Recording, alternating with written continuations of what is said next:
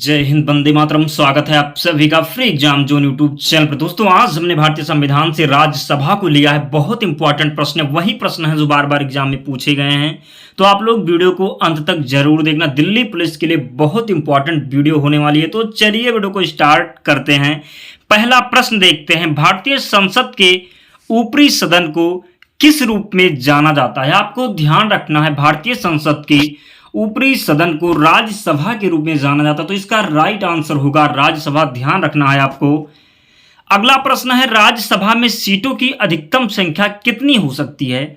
राज्यसभा में सीटों की अधिकतम संख्या कितनी हो सकती है? 250 राज्यसभा में सीटों की अधिकतम संख्या हो सकती है। ध्यान रखना है आपको। अगला प्रश्न है, राज्यसभा को अस्थायी सदन क्यों कहते हैं? आपको बताना है राज्यसभा को अस्थायी सदन क्यों कहते हैं। क्योंकि इसे विघटित नहीं किया जा सकता है। राज्यसभा को विघटित नहीं किया जाता है, इसीलिए राज्यसभा को अस्थायी सदन कहते हैं। आपको ध्यान रखना है। अगला प्रश्न है, वर्तमान समय में राज्यसभा में सदस्यों की प्रभावी संख्या कितनी है? तो वर्तमान समय में राज्यसभा में सदस्यों की प्रभावी संख्या है 245। ध्यान रखना है आपको। अगला प्रश्न है, राज्यसभा के लिए राष्ट्रपति द्वारा कितने सदस्य नामित किए जाते हैं? इंपॉर्टेंट प्रश्न है, कई बार एग्जाम में पूछा गया है, तो आपको ध्यान रखना है। राज्यसभा के लिए राष्ट्रपति द्वारा कितने सदस्य नामित किए जाते हैं? तो 12 सदस्य राष्ट्रपति द्वारा राज्यसभा में नामित किए जाते हैं। आपको ध्यान रखना। दोस्तों, अगर आपने अब तक वीडियो को लाइक नहीं किया है तो प्लीज़ आप लोग वीडियो को लाइक कर दीजिए, क्योंकि हम बहुत कम समय में आपकी तैयारी को कंप्लीट करवाएंगे। तो आप लोग प्लीज़ चैनल को सब्सक्राइब करके हमारे साथ जुड़ जाइए और वीडियो को ज़रूर लाइक करें। हम आपको इसकी PDF भी प्रोवाइड करवाएंगे, तो आप लोग वीडियो को अंत तक जरूर देखें। अगला प्रश्न है, राज्यसभा के लिए प्रत्येक राज्य के प्रतिनिधियों का निर्वाचन कौन करता है? राज्यसभा के लिए प्रत्येक राज्य के प्रतिनिधियों का निर्वाचन कौन करता है? तो विधानसभा के निर्वाचित सदस्य करते हैं। ध्यान रखना है आपको। अगला प्रश्न है, राज्यसभा में राज्यों का प्रतिनिधित्व किस बात पर निर्भर करता है? राज्यसभा में राज्यों का प्रतिनिधित्व किस बात पर निर्भर करता है? तो राज्य की जनसंख्या पर निर्भर करता है। आपको ध्यान रखना है। राज्यसभा में किस राज्य के प्रतिनिधियों की संख्या सर्वाधिक है? तो उत्तर प्रदेश राज्य के प्रतिनिधियों की संख्या सर्वाधिक है।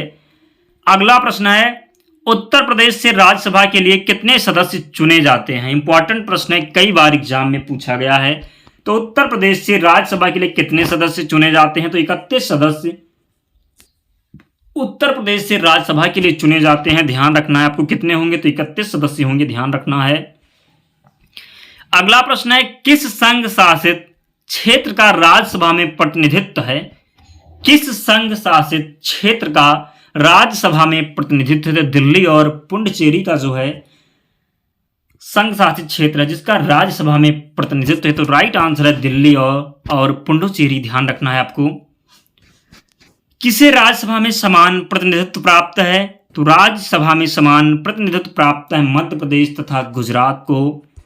अगला प्रश्न है, बिहार में लोकसभा की 40 सीटें हैं, राज्यसभा की कितने सीटें? आपको ध्यान रखना, बिहार में जो लोकसभा की सीटें हैं वो 40 हैं। आपको बताना है बिहार में राज्यसभा की कितनी सीटें हैं? तो बिहार में राज्यसभा की 16 सीटें। ये भी ध्यान रखना है आपको।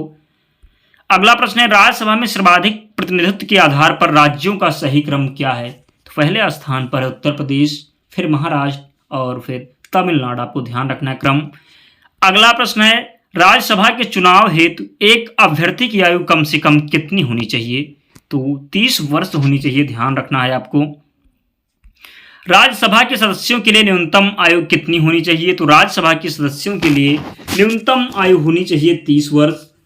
राज्यसभा के सदस्यों का कार्यकाल कितने वर्ष का होता है? तो राज्यसभा के सदस्यों का कार्यकाल 6 वर्ष का होता है। कितने वर्ष का होता है? 6 वर्ष का होता है। ध्यान रखना है आपको। राज्यसभा के सदस्य कितने वर्ष के लिए चुने जाते हैं? तो राज्यसभा के सदस्य कितने वर्ष के लिए चुने जाते हैं? 6 वर्ष के लिए चुने जाते हैं राज्यसभा के लिए सदस्य। ध्यान रखना है आपको। अगला प्रश्न है, राज्यसभा की 1/3 सदस्य प्रत्येक कितने वर्ष के पश्चात सेवानिवृत्त होते हैं तथा नए 1/3 सदस्य उनका स्थान लेते हैं? कितने वर्ष बाद? तो ध्यान रखना है 2 वर्ष पश्चात। प्रत्येक कितने वर्ष के पश्चात? तो ध्यान रखना है आपको 2 वर्ष पश्चात 1/3 सदस्य उनका स्थान लेते हैं। ध्यान रखना है आपको। अगला प्रश्न है, क्या राज्यसभा के सभी सदस्यों का निर्वाचन एक साथ होता है? नहीं, इसका सही उत्तर होगा। लोकसभा और राज्यसभा में गण पूर्ति संख्या कितनी है कुल सदस्य का? तो 1/10 है, ध्यान रखना है आपको। अगला प्रश्न है, राज्यसभा में गण पूर्ति के लिए निर्धारित संख्या कितनी है? तो राज्यसभा में गण पूर्ति के लिए निर्धारित संख्या 25। कितनी? 25 है राज्यसभा में गण पूर्ति के लिए निर्धारित संख्या, ध्यान रखना है आपको। राज्यसभा का सभापति कौन होता है? तो राज्यसभा का सभापति होता है उपराष्ट्रपति। कई बार प्रश्न एग्जाम में रिपीट हुआ है, तो ध्यान रखना है आपको। राज्यसभा का सभापति होता है उपराष्ट्रपति, तो ध्यान रखना है आपको, प्रश्न इंपॉर्टेंट है। अगला प्रश्न है, किस सदन के अध्यक्ष उस सदन का सदस्य नहीं होता है? तो राज्यसभा इसका सही उत्तर है। राज्यसभा के सभापति का चुनाव कौन करता है? राज्यसभा के सभापति का चुनाव कौन करता है? तो लोकसभा एवं राज्यसभा के सभी सदस्य राज्यसभा के सभापति का चुनाव करते हैं, ध्यान रखना है आपको, सही उत्तर होगा लोकसभा एवं राज्यसभा के सभी सदस्य। अगला प्रश्न है, कौन सा हिंदी साहित्यकार राज्यसभा का सदस्य था? कौन सा हिंदी साहित्यकार राज्यसभा का सदस्य था? तो रामधारी सिंह दिनकर राज्यसभा का सदस्य थे, ध्यान रखना है आपको। क्वेश्चन नंबर 26 है, प्रधानमंत्री पद पर नियुक्त होते समय कौन राज्यसभा का सदस्य था? तो इंदिरा गांधी थी, इंद्र कुमार गुजराल थे और मनमोहन सिंह थे, ध्यान रखना है आपको। राज्यसभा की प्रथम महिला महासचिव कौन थी? तो राज्यसभा की प्रथम महिला महासचिव थी बी.एस. रमा देवी। कौन? बी.एस. रमा देवी थी राज्यसभा की प्रथम महिला महासचिव। राज्यसभा का सर्वप्रथम गठन कब हुआ? तो राज्यसभा का सर्वप्रथम गठन हुआ 3 अप्रैल 1952 को। कब? 3 अप्रैल 1952 को राज्यसभा का सर्वप्रथम गठन हुआ, ध्यान रखना है आपको। राज्यसभा की प्रथम बैठक कब हुई? तो राज्यसभा की प्रथम बैठक हुई 13 मई 1952 को। कब? 13 मई 1952 को राज्यसभा की प्रथम बैठक हुई, आपको ध्यान रखना है। राज्यसभा के पहले समूह की सेवानिवृत्ति कब हुई? राज्यसभा के पहले समूह की सेवानिवृत्ति कब हुई? तो 2 अप्रैल 1954 को राज्यसभा की प्रथम बैठक, तो ध्यान रखना है 13 मई 1952 को। और राज्यसभा के पहले समूह की सेवानिवृत्ति कब हुई? तो 2 अप्रैल 1954 को। अगला प्रश्न है, क्वेश्चन नंबर 31 है, राज्यसभा कब भंग की जा सकती है? तो ध्यान रखना है आपको, प्रश्न पूछा जाता है राज्यसभा कब भंग की जा सकती है? तो राज्यसभा कभी भंग नहीं की जा सकती है, राज्यसभा को कभी भंग नहीं किया जा सकता है। अगला प्रश्न है, लोकसभा द्वारा विचारार्थ भेजे गए वित्त विधेयक को राज्यसभा अधिकतम कितने समय तक रोक कर रख सकती है? तो 14 दिन तक, ध्यान रखना है आपको, कितना? 14 दिन तक। अगला प्रश्न है, संसद के किसी भी सदन के 2 सत्रों के बीच अंतराल किससे अधिक नहीं होना चाहिए?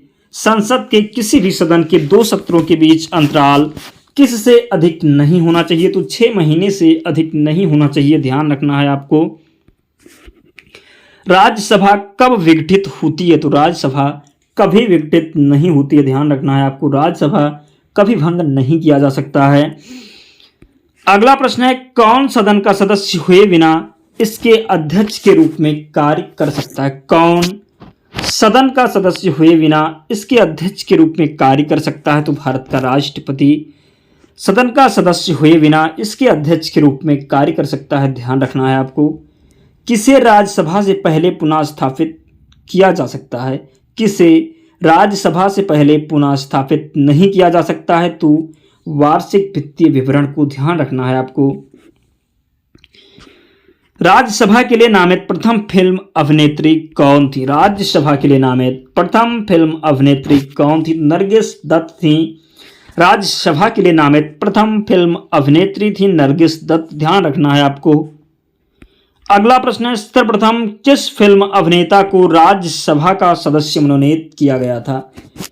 सर्वप्रथम किस फिल्म अभिनेता को राज्यसभा का सदस्य मनोनीत किया गया था? तो पृथ्वीराज कपूर को राज्यसभा का सदस्य मनोनीत किया गया था, ध्यान रखना है आपको।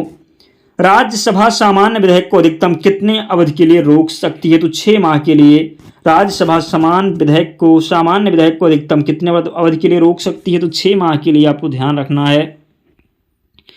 धन विधेयक पारित करने के लिए राज्यसभा को कितना समय दिया जाता है? धन विधेयक को पारित करने के लिए राज्यसभा को कितना समय दिया जाता है? तो 14 दिन दिया जाता है। राज्यसभा के सदस्य को नामित करने का अधिकार किसको है? तो राज्यसभा के सदस्यों को नामित करने का अधिकार है राष्ट्रपति को। सही उत्तर होगा राष्ट्रपति। राज्यसभा को भंग करने के लिए कौन सक्षम है? तो कोई सक्षम नहीं है राज्यसभा को भंग करने के लिए। आपको ध्यान रखना है, राज्यसभा को कभी भंग नहीं किया जा सकता है। राज्यसभा द्वारा लोकसभा को धन विधेयक कितने समय में लौटा दिया जाना चाहिए? तो 14 दिन में आपको ध्यान रखना है। किसकी अध्यक्षता असदस्य द्वारा की जाती है? किसकी अध्यक्षता असदस्य द्वारा की जाती है? तो राज्यसभा की। अगला प्रश्न है, राज्यसभा के सभापति की अनुपस्थिति में राज्यसभा का कार्य संचालन कौन करता है? आपको बताना है राज्यसभा के सभापति की अनुपस्थिति में राज्यसभा का कार्य संचालन कौन करता है? तो उपसभापति के द्वारा तब कार्य संचालन किया जाता है। आपको ध्यान रखना है। राज्यसभा के उपसभापति का निर्वाचन कौन करता है? तो राज्यसभा के उपसभापति का निर्वाचन करते हैं राज्यसभा की सदस्य। ध्यान रखना है आपको। राज्यसभा के द्विवार्षिक चुनाव की अधिसूचना कौन जारी करता है? तो राज्यसभा के द्विवार्षिक चुनाव की अधिसूचना कौन जारी करता है? तो निर्वाचन आयोग। स्वतंत्र भारत में राज्यसभा के प्रथम सभापति कौन थे? डॉक्टर एस राधाकृष्णन थे स्वतंत्र भारत में राज्यसभा के प्रथम सभापति। ध्यान रखना है आपको। राज्यसभा धन विधेयक पर अपनी सहमति कितने दिनों तक रोक सकती है? तो 14 दिन तक। दोस्तों, अंतिम प्रश्न है, नई अखिल भारतीय सेवाएं स्थापित करने की दृष्टि से विशेष महत्व किसका है? तो राज्यसभा के प्रस्ताव का ध्यान रखना है आपको। दोस्तों, राज्यसभा से जितने भी प्रश्न बन सकते थे वो सभी हमने लिए। जितने भी प्रश्न 20 वर्षों में राज्यसभा से पूछे गए वो सभी प्रश्न थे। अगर राज्यसभा से प्रश्न आपके एग्जाम में पूछा जाता है तो इससे बाहर एक भी प्रश्न नहीं होगा। तो प्लीज़ आप लोग वीडियो को लाइक करके ही जाएं और चैनल को सब्सक्राइब करके हमारे साथ जुड़ जाए। इसकी पीडीएफ के लिए आप टेलीग्राम चैनल से जुड़ जाना, लिंक डिस्क्रिप्शन बॉक्स में है, या आप टेलीग्राम पर जा करके सर्च कर लेना फ्री एग्जाम जोन, आपको चैनल मिल जाएगा। आप लोग ज्वाइन हो जाना, वहाँ पर आपको सारी पीडीएफ मिल जाएगी। तो मिलते हैं अगले वीडियो में, तब तक पढ़ते रहिए, ध्यान रखिए अपना, स्वस्थ और सुरक्षित रहिए। जय हिंद।